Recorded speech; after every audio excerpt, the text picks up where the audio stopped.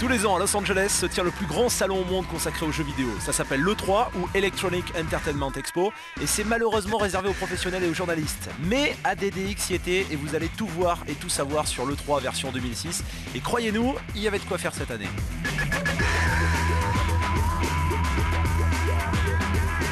Cet événement, attendu par tous les gamers de la planète, se tient au Convention Center, un immense parc des expositions dont la taille équivaut à 35 terrains de football. Plus de 60 000 visiteurs arpentent les allées du salon en essayant les jeux les plus chauds du moment. Et en parlant de chaleur, les éditeurs de jeux ne se privent pas pour parsemer leur stand de quelques jolies hôtesses. Et on n'a encore rien trouvé de mieux pour attirer les curieux.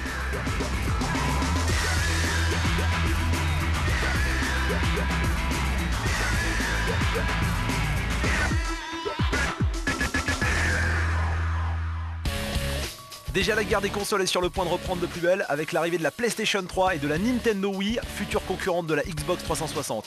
Microsoft a pris une longueur d'avance, mais cela suffira-t-il à remporter cette bataille des consoles nouvelle génération ?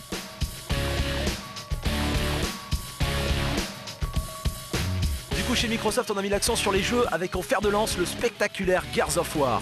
Rien de bien nouveau côté scénario puisqu'on y retrouve des gros marines surentraînés en pleine guerre contre des extraterrestres. Mais la réalisation est exceptionnelle, on en prend plein les yeux. Toujours sur 360, on retiendra aussi l'excellent Lost Planet, digne des meilleurs films de science-fiction, et bien sûr le très attendu Halo 3, dont ces quelques images ont suffi à mettre tous les fans en transe.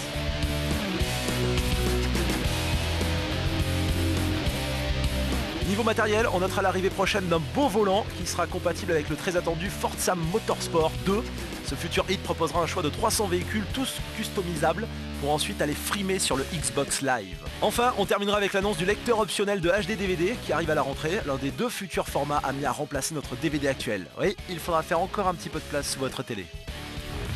Chez Sony, la PlayStation 3 était bel et bien présente et on pouvait enfin y jouer. Les premières impressions sont bonnes, les jeux sont beaux et en haute définition comme le magnifique Gran Turismo HD, une nouvelle version du meilleur simulateur automobile.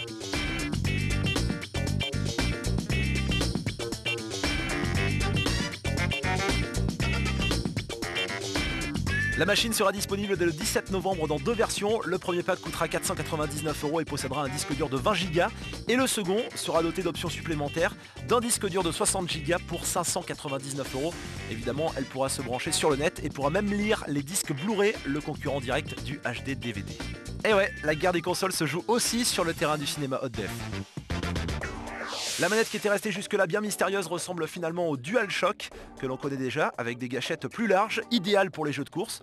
Mais elle est désormais sans fil et mieux encore, elle est capable de repérer les mouvements du joueur pour diriger par exemple un vaisseau.